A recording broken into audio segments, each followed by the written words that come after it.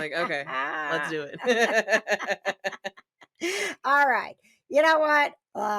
Speaking of let's do it, let's get right to our guest of honor. We have got Giancarlo Esposito with us tonight. We are 1 week away from the Mandalorian season 3, and when I got on the phone with him, obviously we had to talk just immediately about.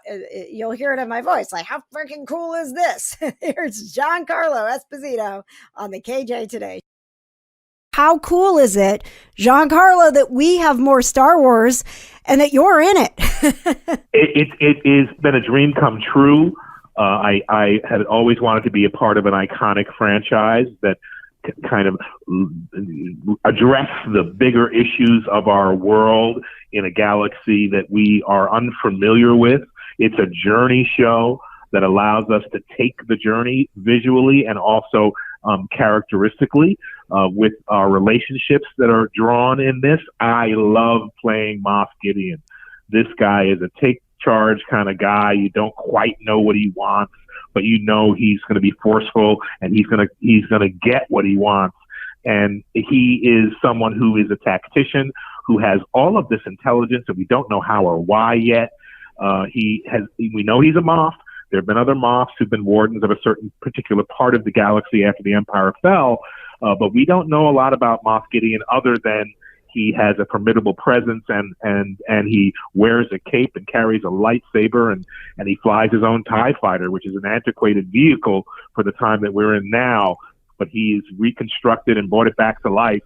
So we get a chance to be not only in the historical elements of Star Wars that we've witnessed before in terms of all of the elements of the vehicles and the stormtroopers and their dark troopers coming, and we get a chance to investigate light and dark in this world. And I'm a huge fan of Princess Leia too. I fell in love with her back in the earlier movies. I always wanted to be some version of Luke Skywalker. And, I tell you a funny story. I was walking in the park about 10 years ago with a friend. And we were coming from the ice skating rink in Central Park. And he had his kids with him and I had my kids. And he looked at me, he said, you are the light. And what do you mean? He says, you're the light. You're going to do Star Wars one day. I was like, you got to be, come on. He says, no, you're such a positive guy and you are the light. And so here I am playing Moff Gideon with the dark saber. It's pretty dark. See the light and the dark. Absolutely. He's a light, right? Yeah. Like just listening to him. And when you find out, because, you really don't know when you go into these interviews if, it's just a job. And like, obviously of course, if you're getting a job with the Star Wars franchise, you respect it, but are you really a fan? And it's like, oh man, Giancarlo Esposito is a fan. Right. Like just listening to him talk about it. He was like, yeah, he's got the thing and it's like this and it's like that. He's like, it's got the whatever it's called, what's it called? The ship, the thing. What did he say it was? Not a TIE fighter, but there are TIE fighters. The TIE fighter. I'm so proud of you. Thank you. You're like using Star Wars terms. I listen. And he was just like, it's an antiquated vehicle. And all those other things. I was like, man, you just know all of these words about Star Wars. I am so happy for you. Like, you can tell that he watched Star Wars before he was in Star Wars. Yes. And as always, some of the best questions that I get when I have an opportunity to talk to these people come from you. Martin had a very interesting question about that. He said, does your villain character really think he is the villain? Oh, that's a great question. Well, I've played a few villains before, and what I love about the kind of illumination that came to me playing a villain is human. A villain is, it's just a matter of whether that villain is existing, the characters exist in a light space or a dark space. And so what did you do to piss me off? To be in the dark space. So I try to bring some human elements, to what I do, to allow people to see that you can make a choice. You can make a choice to be light or dark, sort of an analogy for our world. And certainly in Star Wars, we're afforded the ability to be connected to mythology. And the power of myth is really strong. And I know that George Lucas had a connection to Joseph Campbell, mythological stories about journeys and overcoming obstacles and challenges are powerful for people. And so I'm head over heels to be not only a part of this franchise, but to be delivering a message that gives you a full view of what your choices could be in life. And so I feel like I love the Mando character, because he's so in service to the child. He's in service. He's a warrior. And in our lives, we go on a journey, and we're either in service to ourselves or to others. And so that particular piece of our show allows a deeper view into what the world could be if we were all on the same page. Like, were you going to wake up today, and what are you going to be? Because Giancarlo Esposito is putting the pressure on you. He's like, light or dark? Which one? It's like, okay, sorry.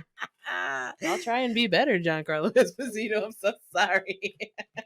And, of course, one of the things with The Mandalorian that people have loved so much is Grogu. And, some people got still calling, call Baby Yoda, whatever you call it. That is his name, Baby Yoda. No, Jada. I know his name's Grogu, okay? Grogu. But everybody has a nickname, okay? So Baby Yoda. All right. Well, let's talk about this with Giancarlo Esposito. You brought up the child. I'm sure that's, it's such a pop culture phenomenon. Everybody wants to talk about the child and, Baby Yoda, as many are calling the child. But I have to ask, from filming to when we finally, as an audience, got to see the child, how long did you have to go keeping that under wraps? I was shocked from the moment that I saw the child that never leaked, that we didn't have any idea that the child was going to be a part of this. Well, we were all, when I first saw the child with Jon Favreau, I could not walk by this child. It was absolutely adorable and beautiful. And then when it starts to exhibit its special powers, it's exhibiting some strength.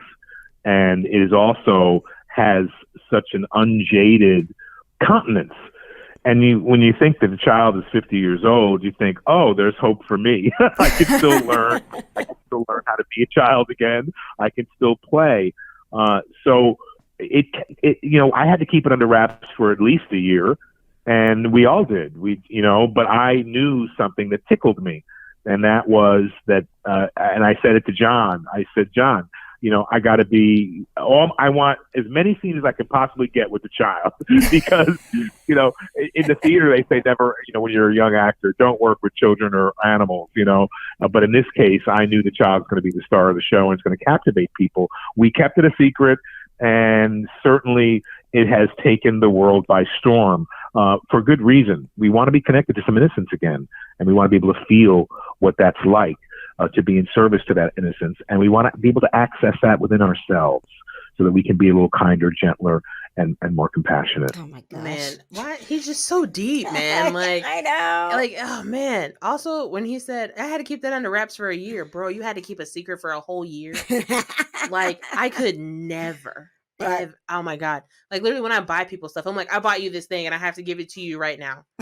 Well, yeah, I think this Christmas I bought you like 6 things. I was like, well, I'm going to give it to you because I want you to have it right now. I mean, you see me like every day. So like, but literally like when people like for my birthday and like for Christmas, like people would tell me like, hey, John, I got you this thing. And I'm like, oh, what is it? Like, I'm not going to tell you, you have to wait. And I'm like, no, don't tell me you bought me something. And then don't tell me what it is. Like, I immediately have to tell people when I buy them things all the time. I'll be like, KJ, I got you this thing because I thought that you would like it. Mm-hmm. Here you go. All right. I know, we had so many questions for Giancarlo. And, what was hard was that there were a lot of really great questions for him, but he was giving such incredible answers, and I had a limited amount of time that like it was like our time's almost up, and all we've talked about is the Mandalorian. Like, let's talk about at least get one other thing in here for you, the fans of Giancarlo Esposito, and that was a question about one of his other great shows going on right now, The Boys. I got to know from your standpoint, shifting over what it has been like to, again, play a character that, could be, I mean, Stan is could be considered a villain, but we don't quite know. Sometimes we're conflicted about that, right? We really are. Stan Edgar is a very interesting character because he's a corporate company man. You don't know if he's at the top or in the middle, but he certainly is running things in our vision and view of The Voice as we see it today. I adore Eric Kripke. All of this came about completely by accident. I was doing a show in Canada, ran into him in the studio, and he took 2 steps back after saying hello with his whole team around him, because I'd worked with him on Revolution, also with Jon Favreau at the helm of our pilot. He directed our pilot. So Stan Edgar, to me, God, I love his crispness. I love his straightforward attitude. I love his demeanor, which I was able to find. I'm so happy I was able to find that's a different essence of being a corporate human being. We had a scene in season 2 with Homelander where Stan Edgar is dressing him down, but telling him you're under the false belief that this is a superhero company. This is really a pharmaceutical company. And all of that really just kicked in for me. He gives him a whole speech about Frederick Vaught, a scientist back in Germany, and then I got his whole character. This guy's about science and money, and also about having these superheroes who are so helpful to our general population at large be characters who have these superpowers but have human instinct. And this is fascinating to me about this particular show. So Stan's been really, really great to play. And again, I went on for a guest spot, and it turned into me being a part of the show. It's fun. It's fun, but it allows us the opportunity to investigate who we really are and what side we're really on. And I love the analogies to our contemporary politics and corporate world. Oh, man. You can get the entire interview with Giancarlo Esposito on our YouTube channel. If you go to our YouTube channel, there's a celebrity playlist, and any of the full interviews that we have done, you can just soak them all in, consume them all. And also the entire interview with William Shatner is now posted. We have a full Shat interview? We do. We have the full Shat. Thank you for that. Looking for something fun to watch? The KJ Today Show has you covered. We're bringing Hollywood to Indianapolis and positive vibes to our community. It's pop culture, people to know, and pets. Watch it happen live Wednesdays at 7 on YouTube or catch up on demand.